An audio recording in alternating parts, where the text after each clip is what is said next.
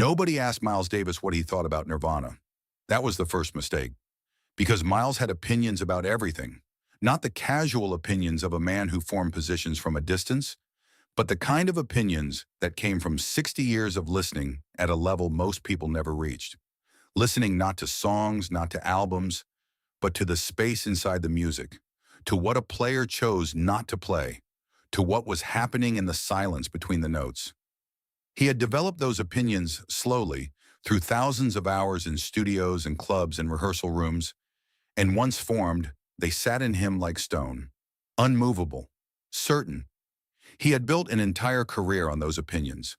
Every reinvention, from bebop to cool jazz, from modal experiments to electric fusion, had begun with a private judgment that the current thing wasn't sufficient, that more was available, that the music he was hearing around him had stopped asking the right questions.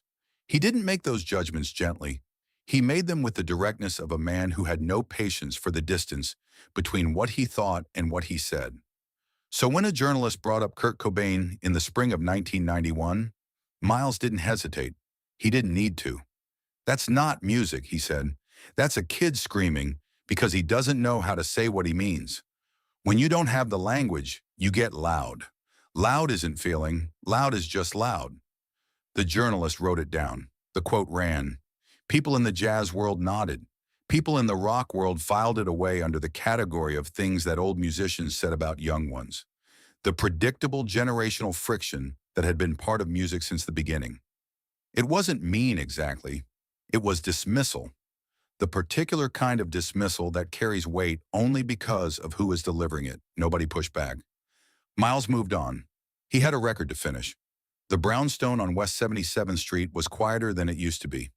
Miles had always filled spaces with music, not as background, not as atmosphere, but as a constant working conversation he was having with himself, testing ideas, hearing things in new contexts, letting his ear lead him somewhere his mind hadn't arrived yet.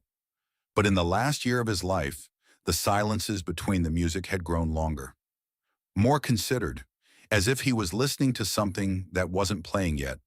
He was 65 years old that spring, and the body was honest with him in the way that bodies eventually become honest with everyone. The chronic pain was real. The energy moved differently than it once had, but the listening, the deep, uncompromising listening that had been the engine of everything he had ever made, that had not diminished. If anything, it had sharpened, the way certain senses sharpen when others begin to slow. Gordon Meltzer, his manager, visited the brownstone regularly in those months.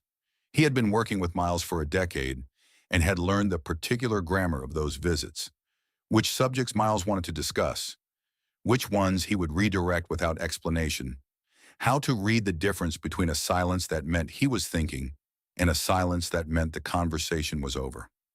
Gordon was good at it by then. He'd had to become good at it. He had also learned that Miles's public positions and his private ones were not always the same thing. Miles said things in interviews that were true in the moment, genuine expressions of where he stood when the question was asked. But Miles was always moving, always listening, always quietly revising his understanding of the world without announcing the revision. A position Miles had taken publicly last year might not be the position he held privately today. The gap between those two things was real, and Gordon had spent years learning to navigate it without drawing attention to the navigation.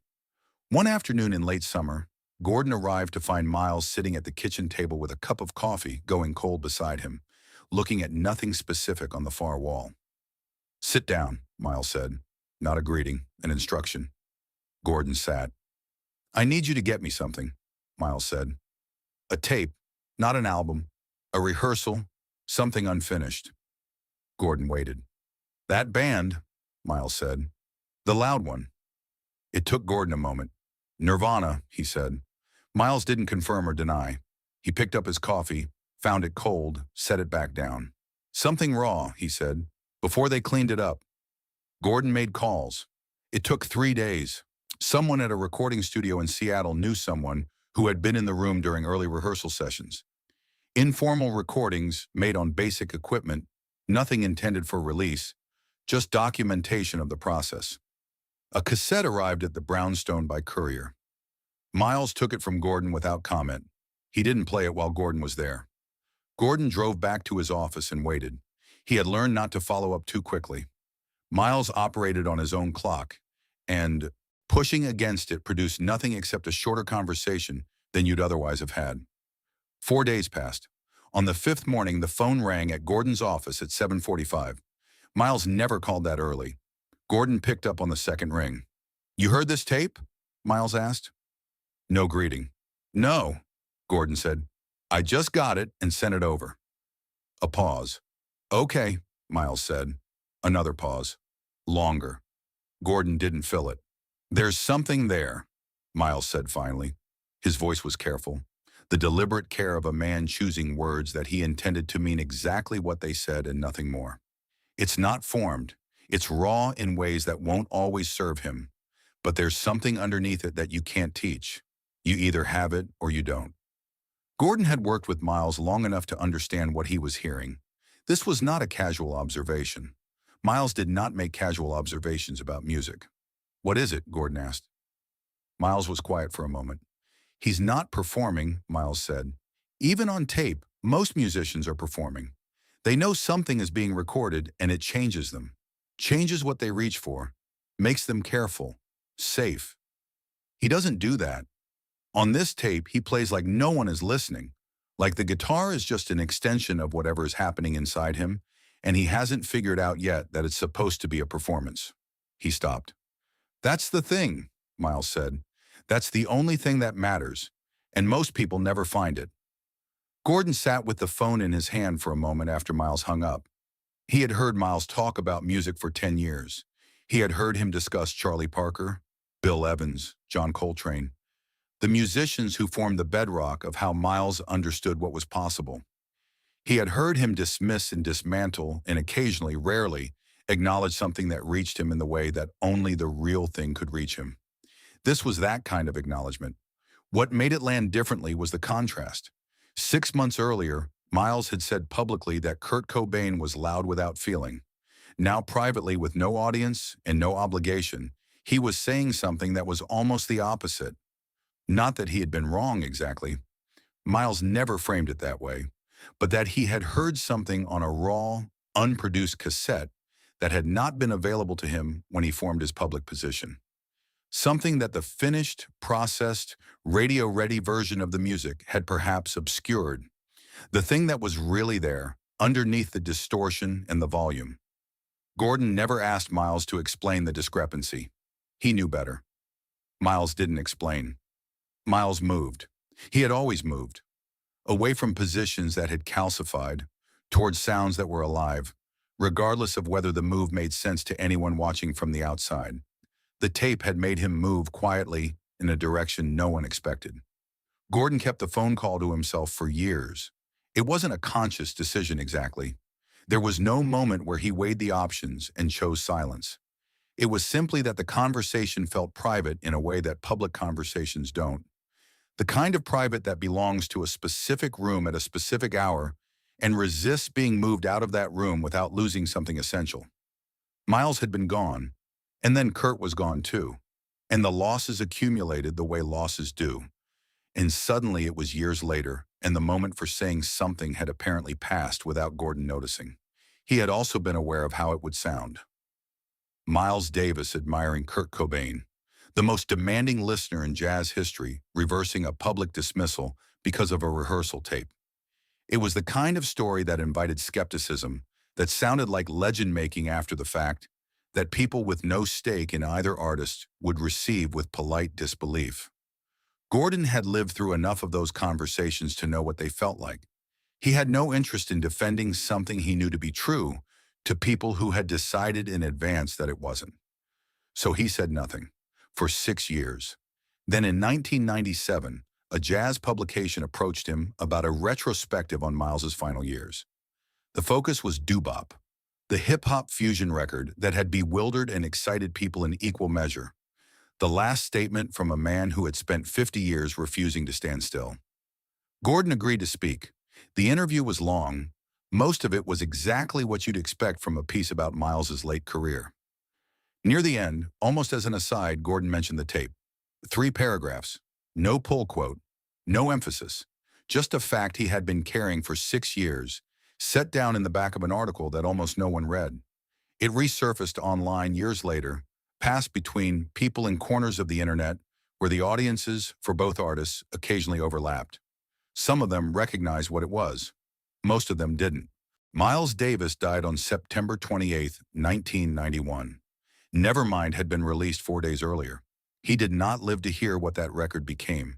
He did not see the Rolling Stone covers or the Saturday Night Live performance, or the way the album methodically dismantled every assumption the music industry had made about what could be commercially successful and what couldn't. He did not watch the slow, grinding weight of that success begin to do, to Kurt Cobain, what success of that magnitude does to people who were never built to carry it. He heard a rehearsal tape in a kitchen in New York, said what he said to Gordon on a phone call at 7:45 in the morning, and then was gone. Kurt Cobain died in April 1994. Neither man knew what the other had said about them. That absence, the conversation that never happened, the room they never shared, sits at the center of this story like a held breath. Gordon kept the phone call to himself for years. It wasn't a conscious decision exactly. There was no moment where he weighed the options and chose silence. It was simply that the conversation felt private in a way that public conversations don't. And Miles had been gone, and it didn't seem like the right time. And then Kurt was gone too, and it seemed even less like the right time. And the years moved and the moment kept not arriving. He mentioned it once, briefly, in a 1997 interview with a jazz publication running a retrospective on Miles's final years. 3 paragraphs near the end of a long piece that was mostly about doo-wop and the hip-hop collaborations. The Cobain section ran without emphasis, without a pull quote, without anything that would have signaled to a casual reader that it was the most significant thing in the article. It was read by almost no one. It resurfaced online years later, passed between people in corners of the internet where the audiences for both artists occasionally overlapped. People old enough to have lived through both losses and young enough to be doing their listening on screens. Some of them recognized what it was. Most of them didn't. What Gordon said in those 3 paragraphs was simple. Miles had heard the tape. Miles had called. Miles had said there was something underneath the noise that was real. That specific quality of playing without performing, of transmitting rather than executing, that Miles had spent his entire career trying to describe and had found in only a handful of musicians across 6 decades of looking. He had found a trace of it in a rehearsal cassette from Seattle. He had said so once, early in the morning, to one person, and then never mentioned it again. In November 1993, Kurt Cobain sat in the MTV studios and played an acoustic set that people are still talking about 30 years later. He played with something that resists description, but is immediately recognizable when you encounter it. The sense that the music isn't being presented so much as inhabited that the distance between the player and the sound has collapsed entirely. He played like a virgin. He played Jesus Doesn't Want Me for a Sunbeam. He played Where Did You Sleep Last Night, and at the end of it, when the last note decayed into silence, he looked up from the guitar with the expression of someone returning from somewhere far away. The audience sat completely still for a moment before the applause began. That quality, the one visible in every frame of that performance, was the same quality Miles had tried to name on the phone to Gordon. Playing like no one is listening, transmitting rather than performing. The thing you either have or you don't. Miles would have heard it, not because he would have agreed with every choice, or because the genre would have mattered less to him dead than it had alive, but because that quality doesn't belong to any genre. It precedes genre. It exists underneath the choices about style and form and instrumentation, in the part of a musician that is operating before the training takes over, before the audience exists, before the recording light goes on. Kurt Cobain, in that room, in that cardigan, with that guitar, was operating from that place. Miles Davis, 2 years gone, had already heard it on a cassette tape in a kitchen on West 77th Street. He had called it real. He had asked Gordon not to repeat it. Gordon waited 6 years and then said it quietly, in 3 paragraphs, in the back of an article almost no one read. Some things take a long time to reach the people they were meant for. Some confessions travel slowly, But they arrive. There's something there. He plays like no one is listening. That's the only thing that matters. Miles Davis, to Gordon Meltzer, September 1991.